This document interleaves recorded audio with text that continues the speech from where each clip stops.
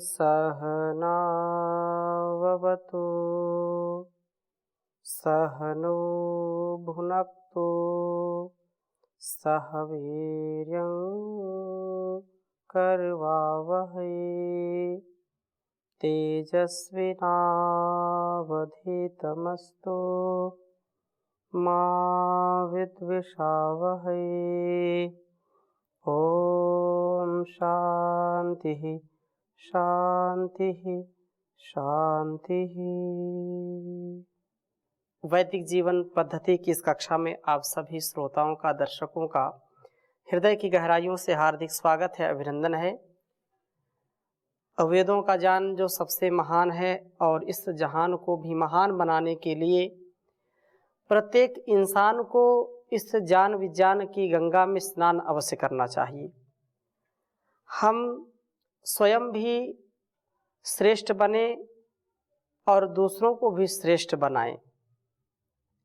इसलिए वेदों का स्वाध्याय परम आवश्यक है।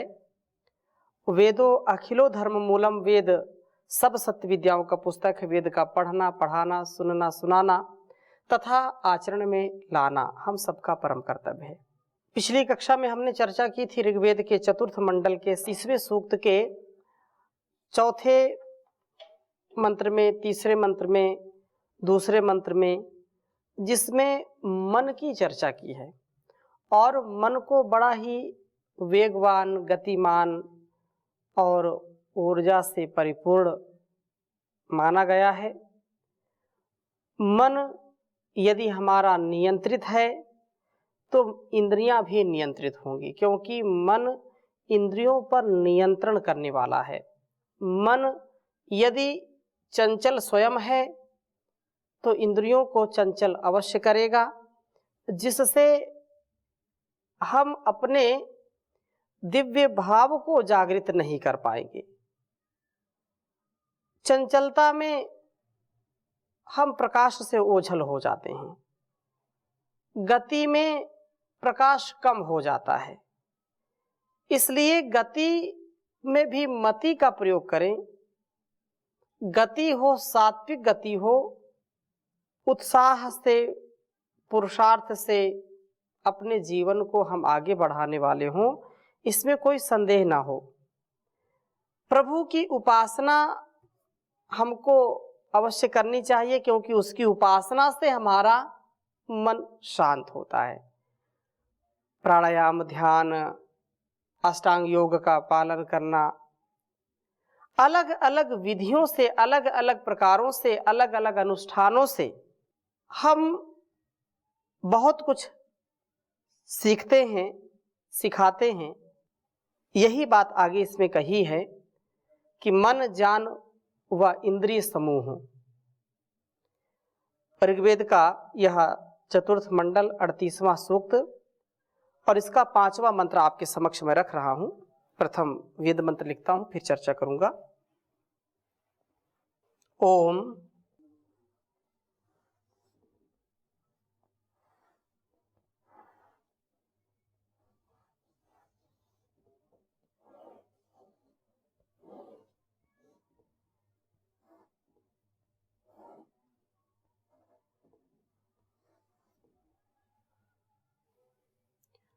उतस्मैनम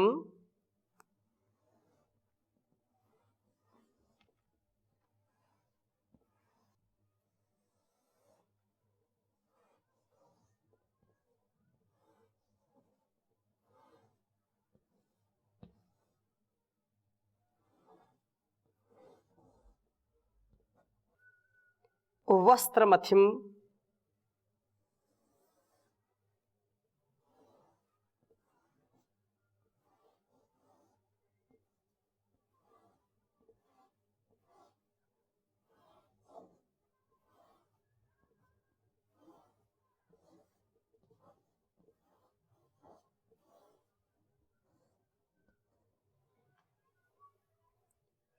न तायु मनु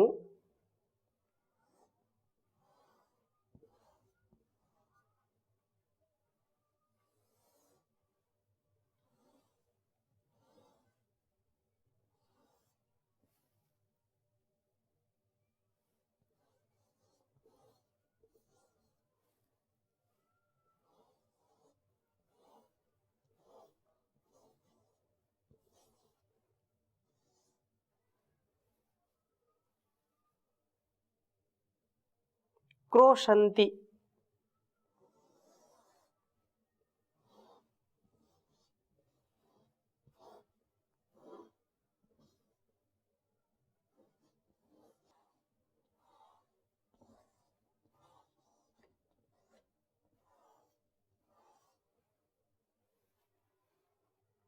क्षितयो भरेषु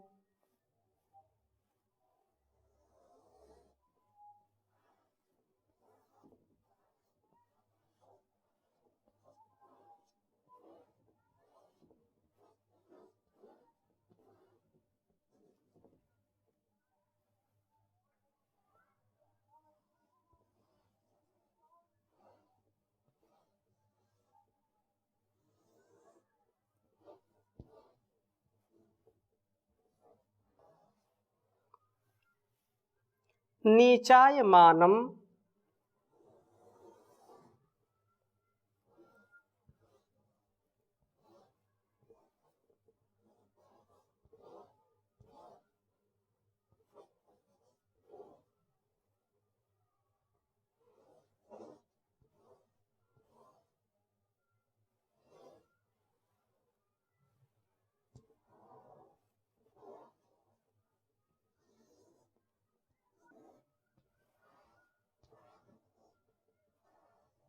नीचायमानं जसुरिम।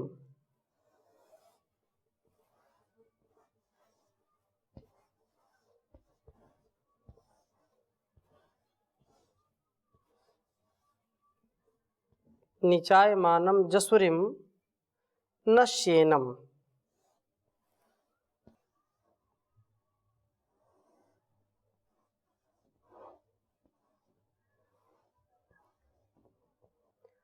स्रवश्चाच्छा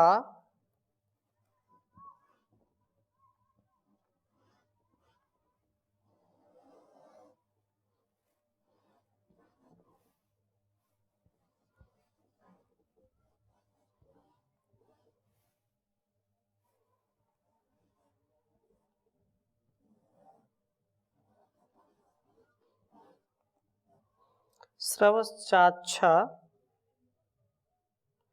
पशुमच्चयूथम्।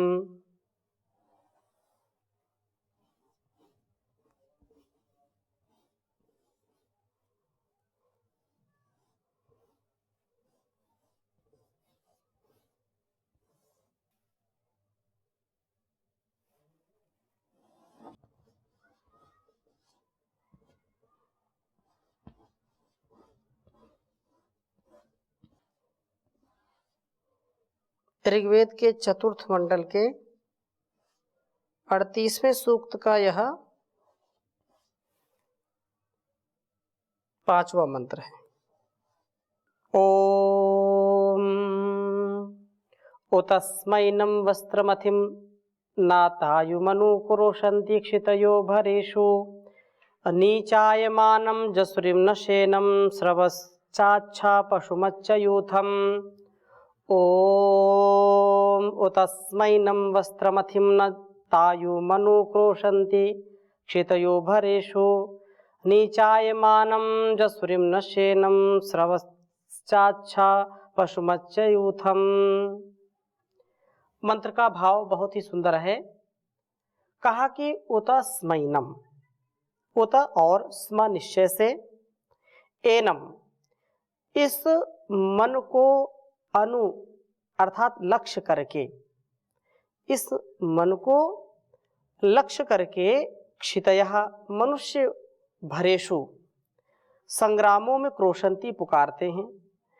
इस प्रकार पुकारते हैं न जैसे कि वस्त्रमथिम तायुम, वस्त्रों के चुरा लेने वाले चोर को लक्ष्य करके इस प्रकार पुकारते हैं, न जैसे नीचायमानम नीचे ही, अयमानम नीचे झपटा मारते हुए, जसुरिम विनाशक, शेनम वाज को लक्ष्य करके। वस्तुतः मन वस्त्रमथी तायु के समान है, नीचायमान जसुरी शेन के समान है। यदि यह हमारे वश में ना हो तो विनाशक ही होता है। इसको वश में करने के लिए साधक प्रभु को पुकारते हैं। प्रभु कृपा से ही यह वशीभूत होता है। जो चोर होता है, जो चोरी करता है, वह बहुत ही चंचलता, बहुत ही बारीकी के साथ कार्य करता है।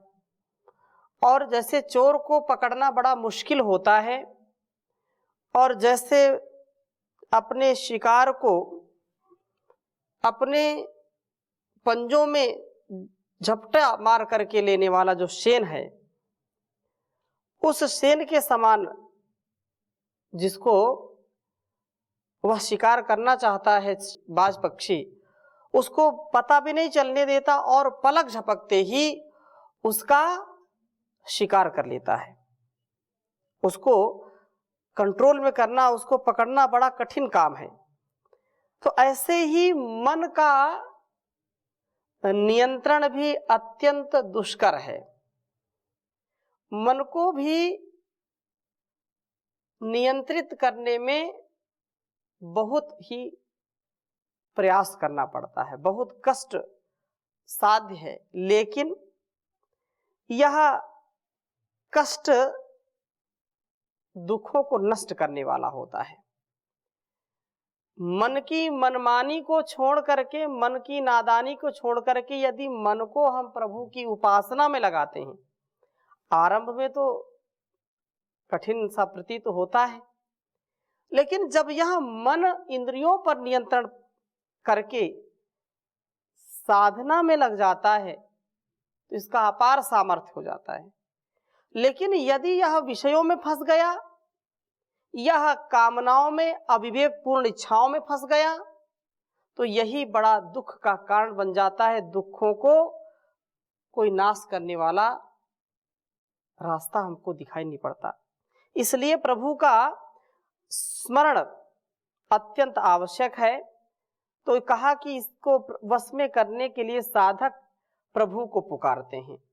प्रभु कृपा से ही यह वशीभूत होता है। प्रभु के सन्निधि में, प्रभु की शरणागति को प्राप्त करके, प्रभु का भजन कीर्तन करके, प्रभु की उपासना करके, प्रभु को अपने हृदय में बसा करके ही हम इन वासनाओं पर नियंत्रण पा सकते हैं।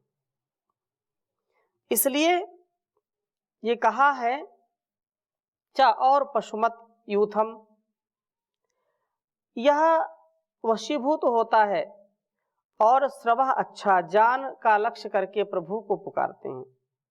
पशुमत यूथम, इन पशुओं वाले झुंड को, इंद्रिय समूहों को लक्ष्य करके प्रभु को पुकारते हैं।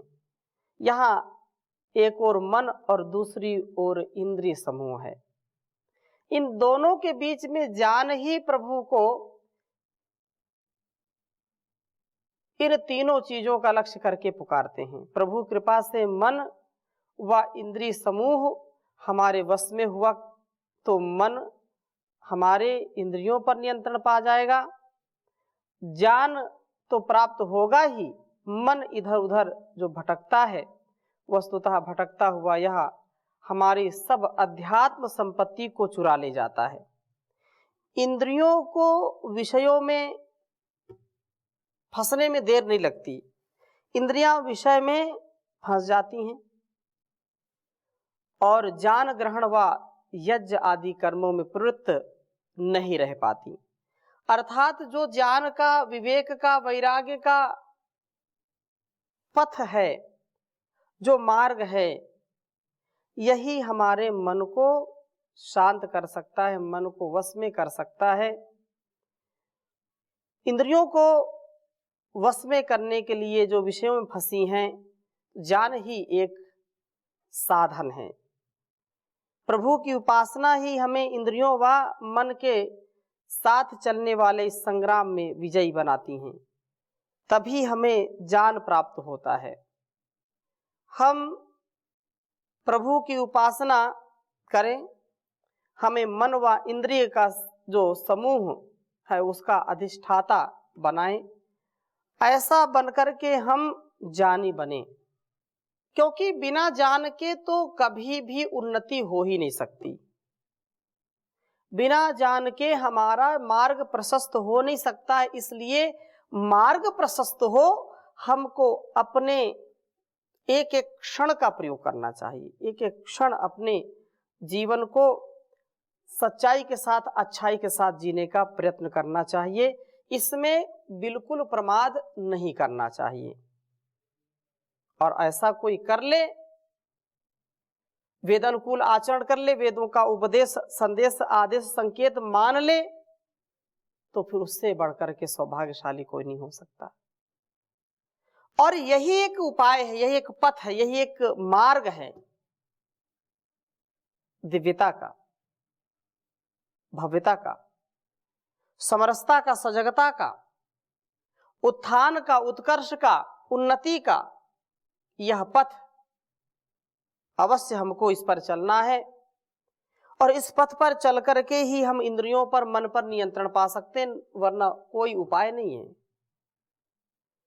मन हमारा इंद्रियों के साथ लग गया और इंद्रियां इन संसार के विषयों में लग गई, जो चारों ओर फैला हुआ है। संसार आकर्षण का जो केंद्र है सबके, इस आकर्षण में, इस चकाचौंध में बड़े से बड़े सूरमा भी धराशायी हो जाते हैं। इसलिए मन का नियंत्रण विवेक पूर्वक, बुद्धि पूर्वक होना चाहिए, और इस प्रकार से उत्साह के साथ अपने आप को अनकंडीशनल सरेंडर में रखना पड़ता है। संघर्ष करना पड़ता है, हर पल उस संघर्ष से हमको जूझना पड़ता है। जो हमारे अंदर के शत्रु हमको पराजित करना चाहते हैं, हमारे जीवन को अवनति की ओर ले जाना चाहते हैं, हम उनसे कैसे बचें? उसके लिए उपाय है प्रभु की उपासना। और प्रभु की उपासना हमें मन और इंद्रिय समूहों का अधिष्ठाता बना देती है। इंद्रियों पर पूरा नियंत्रण होता है, क्योंकि बाहर का जो आकर्षण है, रूप, रस, गंध, शब्द, स्पर्श आदि, इन बाह्य विषयों में व्यक्ति को रस आता है, और इसकी रसना इस वासना से बच नहीं पाती है। इस वासना से बचने का एक ही उपाय है प्रभु की उपासना। प्रभु की उपासना के साथ हम जीवन को जीने वाले बने। और कुछ लोग जो चिंता करते हैं, कुछ अपने जान विज्ञान को ना समझ करके, थोड़ी सी प्रतिकूलता आई तो मन उनका बदलता रहता है, डावाडोल होता रहता है। तो मन को ना बदलें, संकल्प ना बदलें, विकल्प रहित संकल्प लें, विकल्प ना खोजें। क्योंकि विकल्प जब हमारे सामने होते हैं तो हम केवल इधर उधर भटक जाते हैं, लक्ष्य तक नहीं पहुंच पाते हैं। अपने आप को खपाना पड़ता है, अपने आप को मिटाना पड़ता है। एक साधक, एक सच्चा जो सिपाही है, मन की साधना, तन की साधना के लिए वह कितने बार मृत्यु को अपने गले से लगाता है, मृत्यु का आलिंगन करता है। मृत्यु से वह पार हो, उसके लिए हर क्षण उत्साह में रहना। जिसने अपने एक क्षण को उत्साह से जी लिया, वही चिरंजीवी हो गया। इसलिए जीना हो इस दुनिया में तो मरने को तैयार रहो। मन में नव निर्माण लिए कुछ करने को तैयार रहो। मन को विषयों में नहीं लगाना, मन को निर्माण में लगाना, और जिसका निर्माण अच्छा हो गया उसका निर्वाण भी अच्छा हो जाएगा।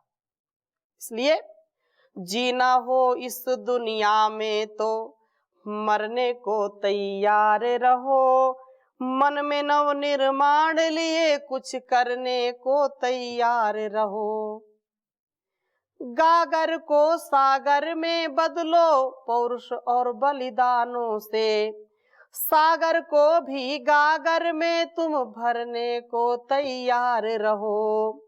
जीना हो इस दुनिया में तो मरने को तैयार रहो। मन में नव निर्माण लिए कुछ करने को तैयार रहो। धर्म देश और जाति के जीवन की रक्षा होती हो तो, धर्म देश और जाति के जीवन की रक्षा होती है तो, सुई छिद्र में से 100 बार गुजरने को तैयार रहो। जीना हो इस दुनिया में तो मरने को तैयार रहो। गेंद के ऊपर चोट पड़े तो फिर भी ऊपर उठता है।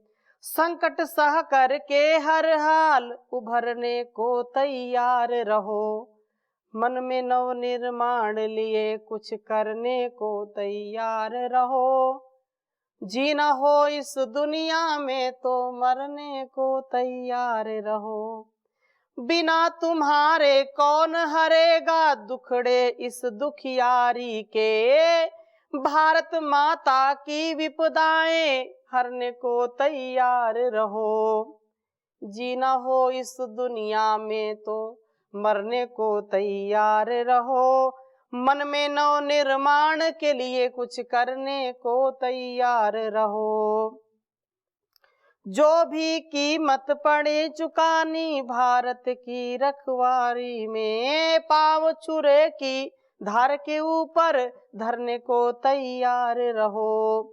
जिंदा रखना शान वतन की पहला फर्ज हमारा, इसकी खातिर पथिक मौत भी वरने को तैयार रहो जी, वरने को तैयार रहो।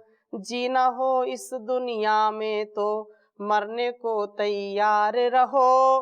मन में नव निर्माण लिए कुछ करने को तैयार रहो, कुछ करने को तैयार रहो। ओम शांति शांति शांति।